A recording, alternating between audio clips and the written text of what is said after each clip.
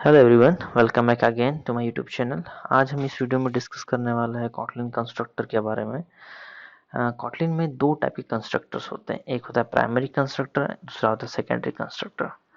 हम इसे किस तरीके से बनाएंगे एंड कैसे इसको यूज़ करेंगे, ये सारी चीज़ हम यहाँ पर डिस्कस करने वाले हैं।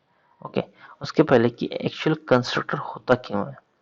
कंस्ट्रक्टर क्लास का एक बहुत ही इम्पोर्टेंट पार्ट है, जहाँ पे हम लोग उस क्लास को क्रिएट करते वक्त उसमें रिक्वायर्ड जो भी फील्ड्स या पैरामीटर या आर्गुमेंट आप बोल सकते हैं वो हम भेजते हैं। एंड उस क्लास में होने वाली जो भी रिक्वायर्ड चीज़ें हैं उसको उनको इनिशियलाइज करने का काम कंस्ट्रक्टर करता है। तो ये मेन कंस्ट्रक्टर का यूज़ है किसी भी प्रोग्रामिंग लैंग्वेज में। तो सबसे पहले हम स्टार्ट करते हैं प्राइमरी कंस्ट्रक्टर से। ओके, मैं यहाँ एक क्लास बना रहा हूँ, Kotlin my class. Okay, and मैंने क्लास क्रिएट कर दिया। अब इस क्लास को मैं अपने मेन मेथड से कॉल कर रहा हूँ। ओके, सो माय क्लास, और ये मेरा क्लास क्रिएट हो गया। ओके, बट यहाँ पे मैंने अभी तक कोई कंस्ट्रक्टर डिफाइन नहीं किया है। ओके, सो प्राइमरी कंस्ट्रक्टर वो कंस्ट्रक्टर होता है जो क्लास के नेम के बाद में स्मॉल ब्रैकेट्स में लिखा जाता है, लाइक दिस। तो ये मेरा कंस्ट्रक्टर क्रिएट हो गया है। कंस्ट्रक्ट प्राइमरी कंस्ट्रक्टर को क्रिएट करने का और एक वे होता है, मैं यहाँ कंस्ट्रक्टर कीवर्ड लिखूंगा। इस वे से भी हम लोग प्राइमरी कंस्ट्रक्टर क्रिएट कर सकते हैं, बट ये कंपलसरी नहीं है कंस्ट्रक्टर लिखना।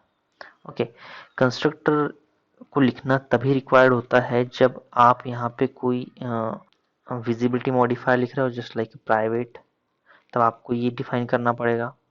ओके, या फिर आप किस टाइप का अनोटेशन लिख रहे हो, इंजेक्ट, जब डिपेंडेंसी इंजेक्शन यूज करते हैं उस टाइम पे आप इंजेक्ट नाम का बहुत यूज करते हैं, तो ये एक प्रकार का अनोटेशन है। तो कोई भी अनोटेशन या आप कोई विजिबिलिटी मॉडिफायर यूज कर रहे हैं उस टाइम पे आपको कंस्ट्रक्टर कीवर्ड लिखने की जरूरत होती है, जो कि प्राइमरी कंस्ट्रक्टर होता है। Okay, so the brackets which is followed by the class name is a primary constructor. Okay, and by default her class का एक प्राइमरी कंस्ट्रक्टर होता है अगर हम उसमें कोई भी आर्गुमेंट्स भेज नहीं रहे हैं तो। ओके, नाउ अब मुझे इस कंस्ट्रक्टर में कुछ वैल्यू पास करना है, just like my val id is a int and val id sorry name equals to string। ये दो पैरामीटर सेंड कर रहा हूँ। ओके, तो देखिए यहाँ पे एरर आएगा बिकॉज इस क्लास को क्रिएट करने के लिए हमको दो वैल्यूज पास करना ही होगा। एक होगी इंटीजर टाइप की, दूसरी होगी स्ट्रिंग टाइप की। ओके, तो मैंने यहाँ दोनों वैल्यू भेज दिया है। ये हमारा हो गया primary constructor. Okay okay guys, now इस प्राइमरी कंस्ट्रक्टर के अंदर जो भी वेरिएबल्स है उसको हम एक्सेस कर सकते हैं विद इन और क्लास। सो गाइस, मैं इसमें एक और चीज मेंशन करना चाहूंगा कि प्राइमरी कंस्ट्रक्टर जब हम वैल्यूज या ये फील्ड सेंड करते हैं, देन हमको सेकेंडरी कंस्ट्रक्टर की जरूरत क्यों पड़ी और क्यों पड़ रही है। और उसके पहले एक और चीज, हम लोग इसमें इनिट ब्लॉक का भी यूज करते हैं। इनिट ब्लॉक एक प्रकार से आप कह सकते हो कि constructor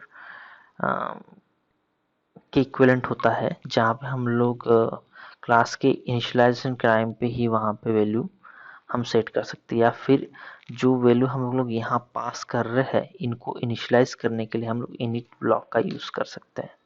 okay, just like ID वहाँ से क्या आया मुझे नहीं पता, बट मैं यहाँ पे उसे चेंज करना चाहता हूँ। Okay, name equals to, I don't know, name equals to, अगर आप यहाँ देखोगे तो यहाँ पे दोनों की वैल्यू में एरर आ रहा है बिकॉज यहाँ मैंने वेल डिफाइन किया। वेल एक कांस्टेंट होता है जबकि वेरिएबल टाइप का होता है। ओके, तो यहाँ पे एरर हट चुकी है। तो यहाँ पे हम लोग इस प्रकार से इनिट ब्लॉक का यूज कर सकते हैं अपने आने वाले फील्ड्स को मॉडिफाई करने के लिए या फिर उनको इनिशियलाइज करने के लिए। ओके, तो ये होता है इनिट ब्लॉक। अब हम लोग इसका प्रिंट कर देते हैं यहाँ पे my id is name। Okay, तो यहाँ पे अपना id और नेम प्रिंट करेगा। हम अपने प्रोग्राम में एक से ज़्यादा इनिट ब्लॉक लिख सकते हैं और इनिट ब्लॉक का एग्जीक्यूशन सीक्वेंस जो होता है वो उसके सीक्वेंस के ऊपर डिपेंड करता है। मतलब अगर जैसे मैं ये इनिट ब्लॉक लिखता हूँ यहाँ पे एंड मैंने यहाँ पे लिख दिया println second init block.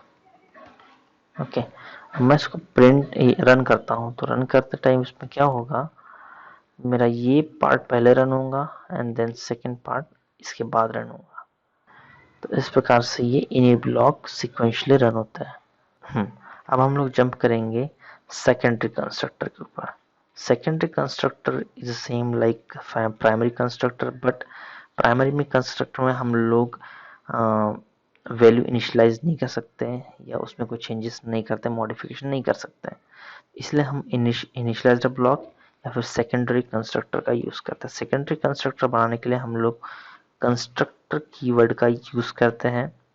And एक चीज और, सेकेंडरी कंस्ट्रक्टर को लिखने के लिए हम लोग जो प्राइमरी कंस्ट्रक्टर के अंदर फील्ड्स या वेरिएबल ले रहे हैं उनको डेलीगेट करना होता है। जस्ट लाइक मैं यहाँ करने वाला हूँ where id equals to int, ये होता है कंस्ट्रक्टर डेलीगेशन।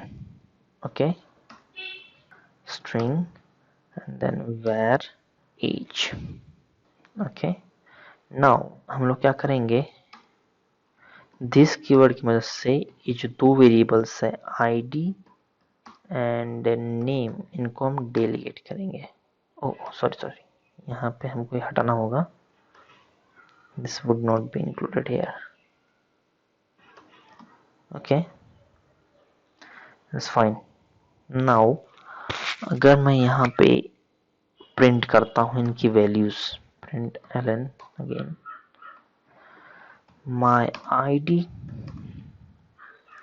यहाँ मैं इस तरीके से डिफाइन करता हूँ और इसको मैं क्या करता हूँ init ब्लॉक 1, यहाँ पे आएगा init block 2 secondary constructor, my id is dollar id comma my name dollar name, correct, and age is dollar age। Okay, तो मैं इसको फिर से यहाँ पे रन कर देता हूँ।